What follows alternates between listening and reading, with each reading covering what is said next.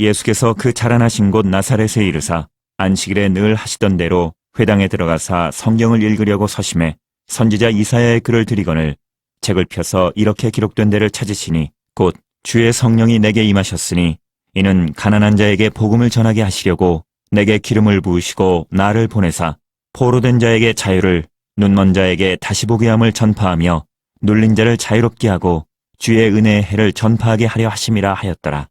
책을 덮어 그 맡은 자에게 주시고 앉으시니 회당에 있는 자들이 다 주목하여 보더라. 이에 예수께서 그들에게 말씀하시되 이 글이 오늘 너희 귀에 응하였느니라 하시니 그들이 다 그를 증언하고 그 입으로 나오는 바 은혜로운 말을 놀랍게 여겨 이르되 이 사람이 요셉의 아들이 아니냐.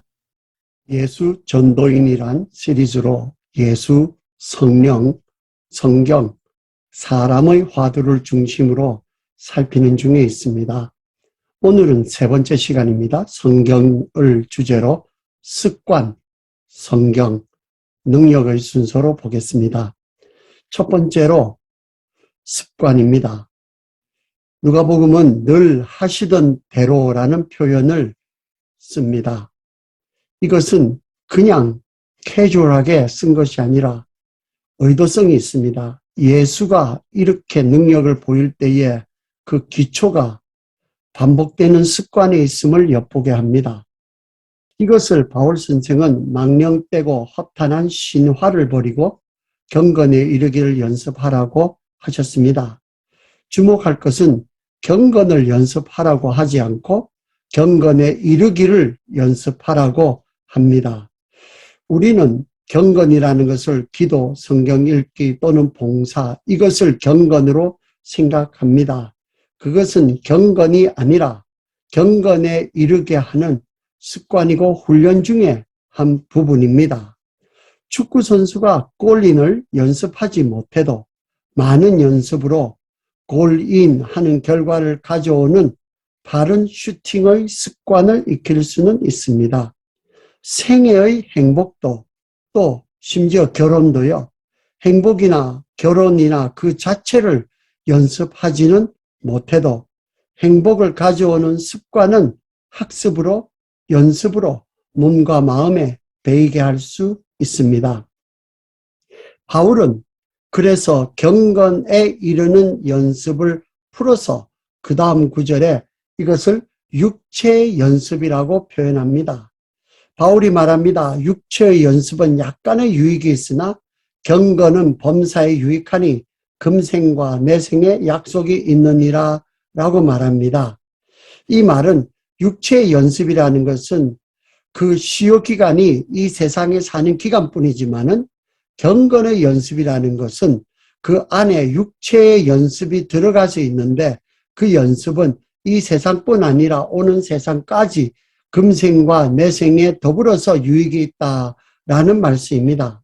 경건을 영어로서는 godliness, God, God에다가 하나님을 닮은 모습이라고 표현을 합니다.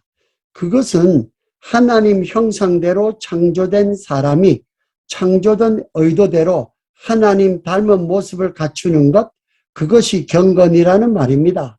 하나님도 하나님 닮은 경건도 내가 연습할 대상은 아니지만 운동선수가 기량을 익히듯이 기도도 성경 읽기도 모든 이런 영적 훈련에는 필히 심신을 단련하는 육체의 연습, 몸과 마음의 습관처럼 배이는 훈련이 요구되기에 육체의 훈련이라고 한 것입니다. 육체의 연습은 약간의 유익이 있고 경건은 범사에 유익하다는 이 말은 의도하든 말든 우리는 끊임없이 심신을 연습하는 중에 있습니다. 그런데 사도 바울이 가르치는 말씀은 기왕 하는 육체의 연습을 그 목표를 경건에 두면 기왕 운전하는 것이고 기왕 말하는 것이고 기왕 생활하는 것이고 기왕 밥 먹는 것이고 기왕 책 읽는 것인데 그것을 경건에 두면 하나님 닮아가는 여기에 두면은 하나님 만든 이 세상에서 하나님 닮은 자기가 되어가니까 이 세상을 사는데도 유익하고 복될 수밖에 없는 그 이치를 가질 뿐만 아니라 오는 세상에도 일관되게 더 복될 수 있는 길을 가진다는 말씀입니다. 이것을 사도 바울은 또 하나님께서 지으신 모든 선한 것을 감사함으로 받고 버릴 것이 없는 생애를 누릴 수 있는 길이 이 경건이라고, 또 그 길이 경건에 이르는 연습이라고 합니다. 이런 생애를 누리기를 원하십니까?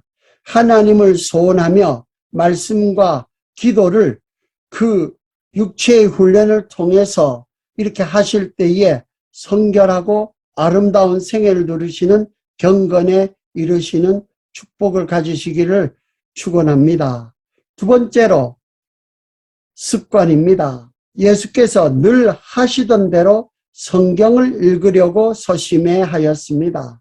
당시 성경은 양가죽에 적어서 회당에 보관되거나 서기관들이 직접 파피루스라는 갈대를 부숴서 만든 그 종이 위에, 요즘 같은 종이가 아니고요, 그런 필사한 고가품입니다. 가난한 목수의 아들이 손쉽게 가까이 할 수 있는 것이 아닙니다.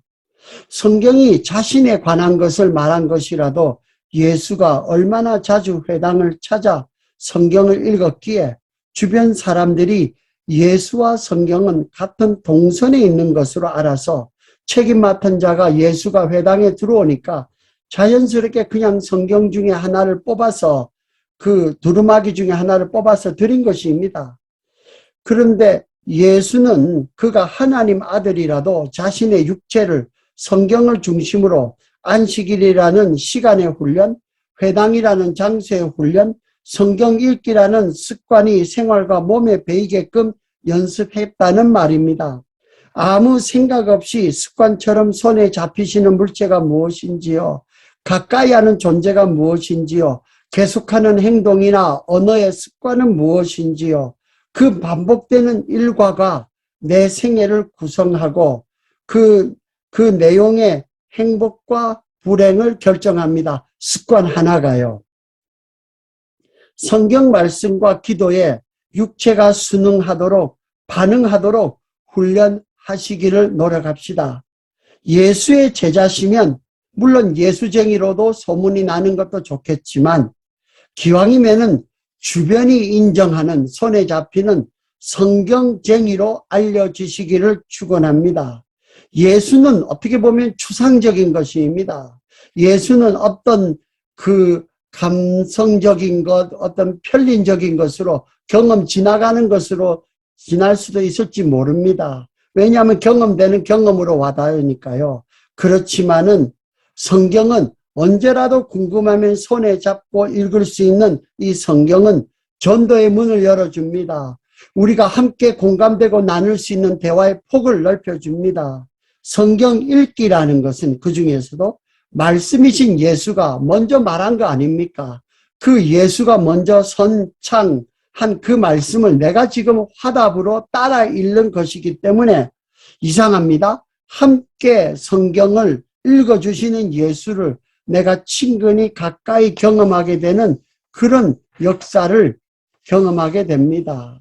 세 번째 능력입니다. 경건에 이르는 성경 읽기는 어떤 경건의 능력을 갖게 할까요? 오늘 주신 내 현실에 적합한 성경 말씀을 찾고 적용하며 세상을 말씀으로 명령하는 능력을 갖게 합니다. 그것이 내 습관을 통해서, 성경 읽기를 통해서 나에게 주어진 능력의 기초가 되어서 이 능력을 갖출 수 있다는 말씀입니다. 이게 무슨 의미를 가지는가 하면요, 하나님은 세상을 다스리는 역사에 내가 동참하는 대리인의 역할을 할 수 있도록 하는 것, 그것이 성경 읽기를 통해서 시작이 된다는 말입니다. 하나님 아버지의 뜻이 예수를 통해서 세상에 나타났습니다.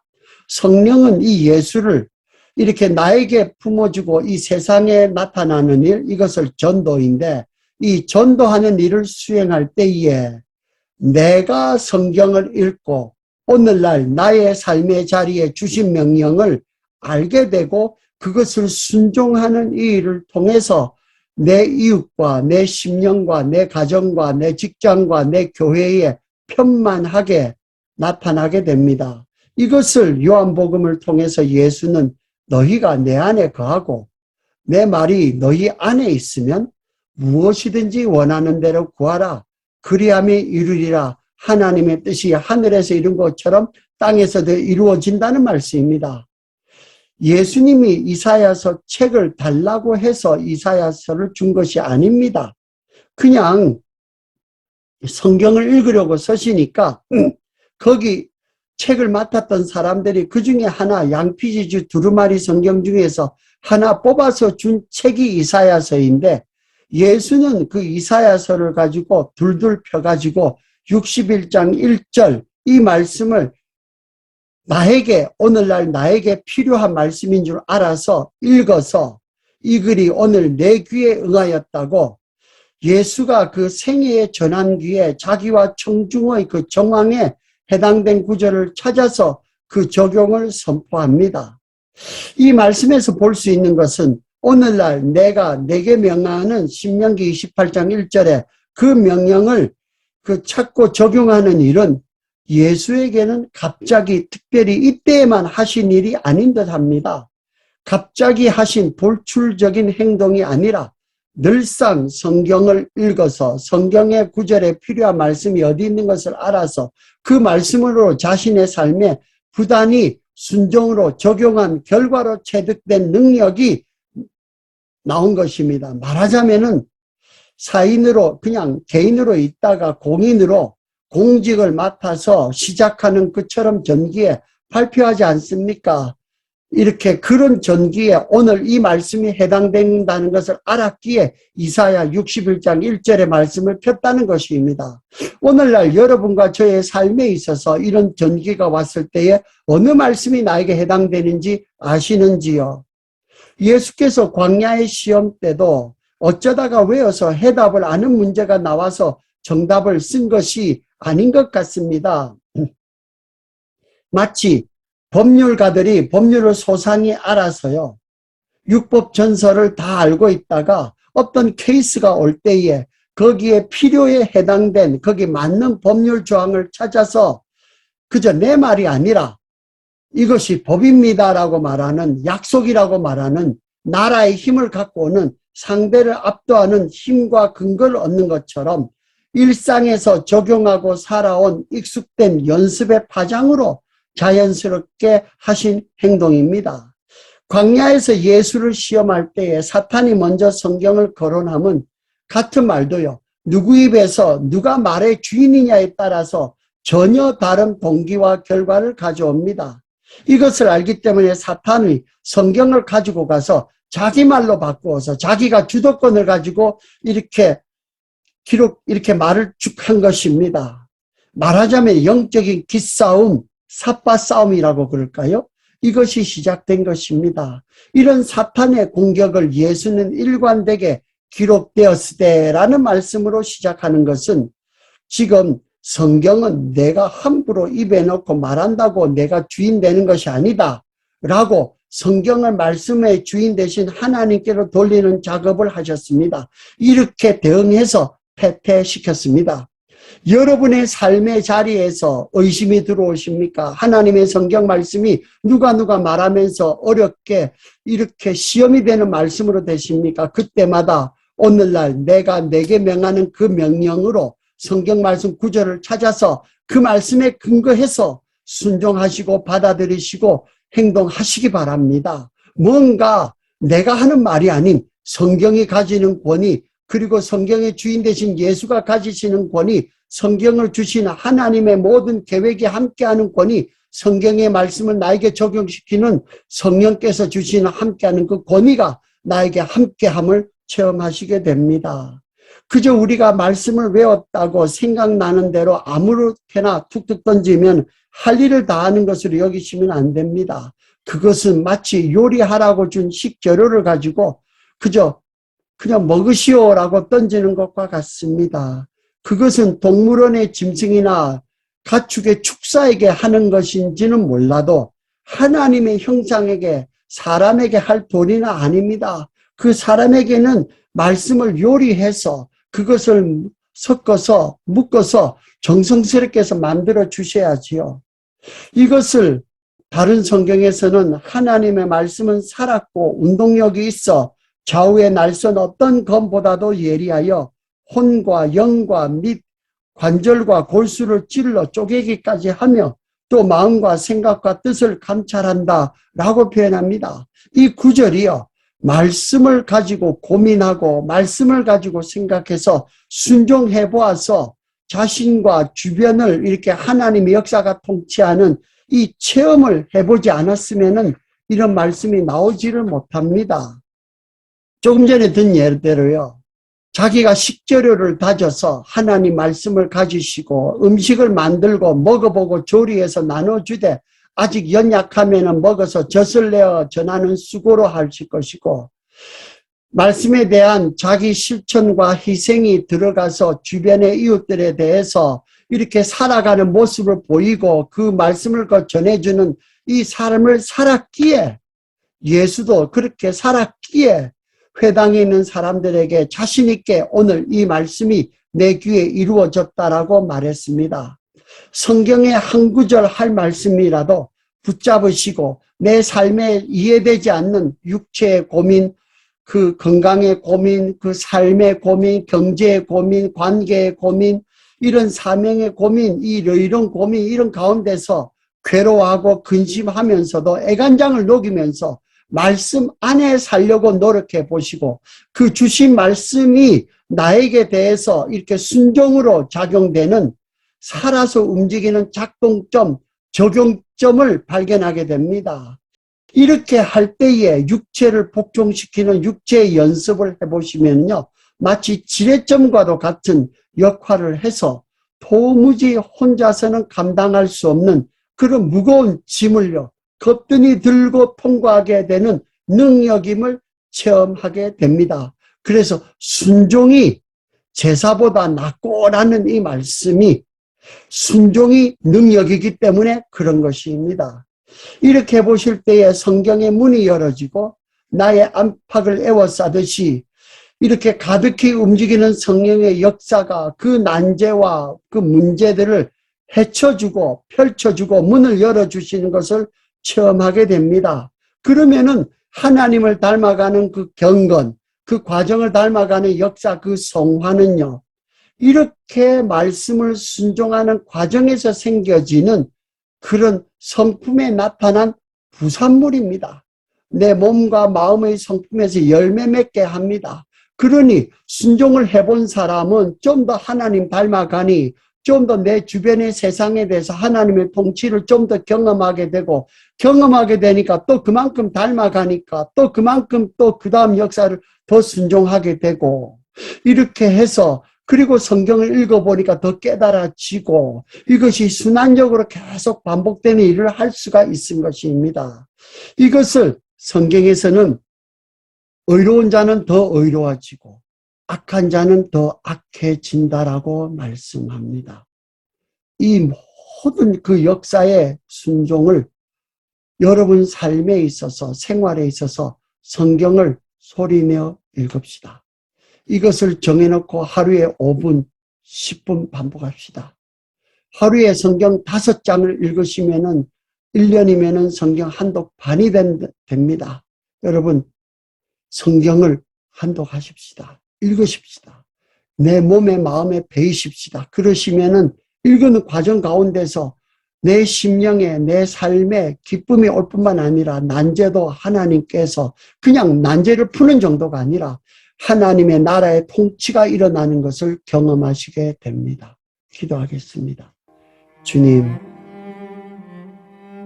예수님처럼 늘상 하시던 대로 시간과 장소를 정해놓고 주의 말씀을 소리내어 읽는 일에 집중하는 습관이 배이는 육체를 복종시키는 훈련을 할 수 있는 그런 연습을 저희들에게 허락하여 주시옵소서.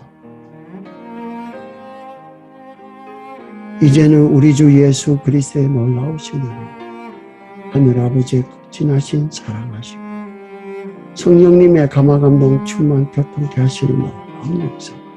이제 하나님을 알 뿐만 아니라 이제는 하나님의 말씀을 읽고 또 읽고 또 읽어가는 주의 백성들 머리머리 위에 이 하나님의 말씀을 읽는 주의 백성들을 통해서 구원의 역사가 펼쳐지고 회복의 역사가 펼쳐질 그들의 가정과 직장과 교회와 생애 위에 일터 위에 그 육체 위에 모든 관계 위에 주의 놀라우신 성경 읽기의 역사가 기름 부으심의 역사가 오늘 하루 왼종일 이번 주간 내내 우리의 남은 평생 무궁토록 함께 계시기를 축원하옵나이다. 아멘.